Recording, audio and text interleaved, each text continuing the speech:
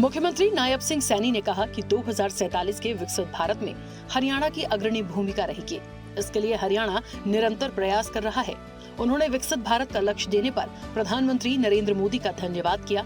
मुख्यमंत्री ने कहा कि प्रधानमंत्री मोदी ने किसान, महिला सशक्तिकरण, युवाओं को रोजगार और गरीब उत्थान के 4 स्तंभों पर काम करने का आह्वान किया है।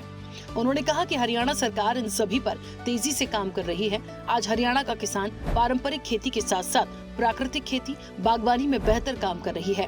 राज्य में लीची, अमरूद, किन्नू और स्ट्रॉबेरी के लिए 4 सेंटर ऑफ एक्सीलेंस स्थापित किए जा रहे हैं, जिनके माध्यम से आधुनिक कृषि तकनीक को बढ़ावा दिया जाएगा और किसानों तथा युवाओं के लिए नए रोजगार के अवसर पैदा होंगे।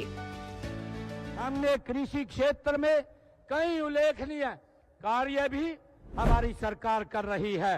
इनमें किसानों की आय में बढ़ोतरी, तकनीकी नवाचार और जल संरक्षण जैसी पहल ये शामिल हैं। सभी किसान भाइयों से मैं ये भी कहना चाहता हूं कि हम यह भी सुनिश्चित कर रहे हैं कि कोई भी पात्र किसान इस योजना के लाभ से वंचित न रहे, उसको लेकर के हमारी सरकार काम कर रही है। सीएम सैनी ने कहा कि महिला उद्यमियों को उद्योग और व्यवसाय के क्षेत्र में आगे बढ़ाने के लिए सरकार विशेष प्रोत्साहन भी दे रही है। मेक इन इंडिया अभियान को आगे बढ़ाते हुए हरियाणा सरकार भी उद्योग और कौशल विकास पर विशेष ध्यान दे रही है। इसी दिशा में पलवल में श्री विश्वकर्मा स्किल यूनिवर्सिटी की स्थापना की गई है, जहां युवाओं को आधुनिक कौशल प्रदान किया जा रहा है। सरकार का लक्ष्य है कि शिक्षा, कौशल विकास, उद्योग और स्वरोजगार को बढ़ावा देकर अधिक से अधिक युवाओं को रोजगार के अवसर प्रदान किए जाएं और हरियाणा को विकास के नए आयामों तक पहुंचाया जाए। मुख्यमंत्री सैनी ने कहा कि हरियाणा सरकार महिला सशक्तिकरण को ध्यान में रखते हुए विभिन्न योजनाओं का क्रियान्वयन चला रही है। आज महिलाएं कृषि, हेल्थ, शिक्षा और अन्य क्षेत्रों में भरपूर योगदान दे रही हैं। प्रदेश सरकार ने युवाओं के लिए स्टार्टअप नीति बनाई है। गरीब उत्थान के लिए मजबूती से कार्य किया जा रहा है। आयुष्मान भारत, पीएम आवास योजना, पीएम जनधन खाता योजना, किसान सम्मान निधि जैसी योजनाओं का क्रियान्वयन किया जा रहा है।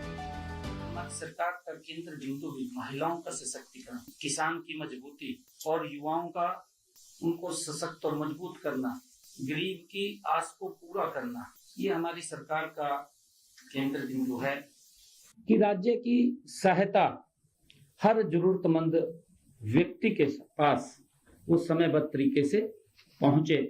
हमने इसको सुनिश्चित किया है। मुख्यमंत्री ने कहा कि भविष्य को ध्यान में रखते हुए हरियाणा सरकार ने फ्यूचर डिपार्टमेंट बनाया है। इसका मकसद है कि आने वाले समय में लंबे समय को ध्यान में रखकर योजनाएं बनाई जाएं, ताकि लोगों को कोई परेशानी न आए। हर क्षेत्र में व्यवस्थित विकास सुनिश्चित हो सके। इसी सोच के साथ हरियाणा सरकार विश्वविद्यालयों में पढ़ने वाले युवाओं को शोध के लिए प्रोत्साहित कर रही है, जिससे विश्वविद्यालयों के छात्र विभिन्न क्षेत्रों में शोध कर सकें और ये पहचान सकें कि किन किन क्षेत्रों में क्या समस्याएं हैं।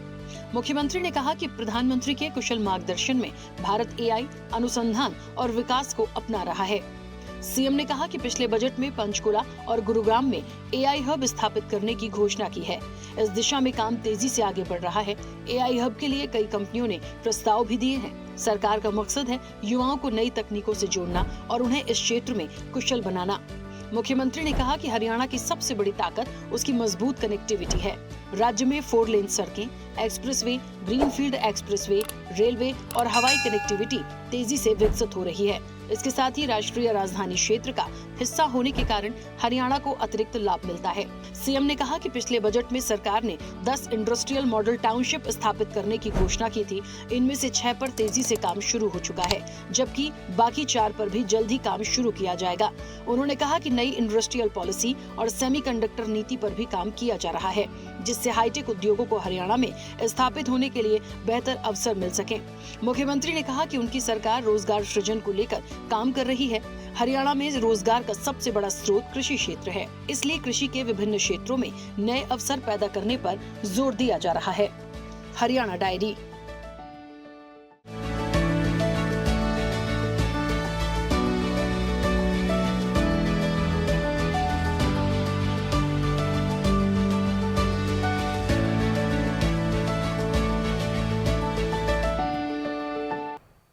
ऐसे ही वीडियोस के लिए लाइक करें, शेयर करें, फॉलो करें YouTube पर जाकर सब्सक्राइब कर बेल आइकन दबाना ना भूलें और ताजा अपडेट्स के लिए स्वदेशलाइव.com पर जरूर जाएं।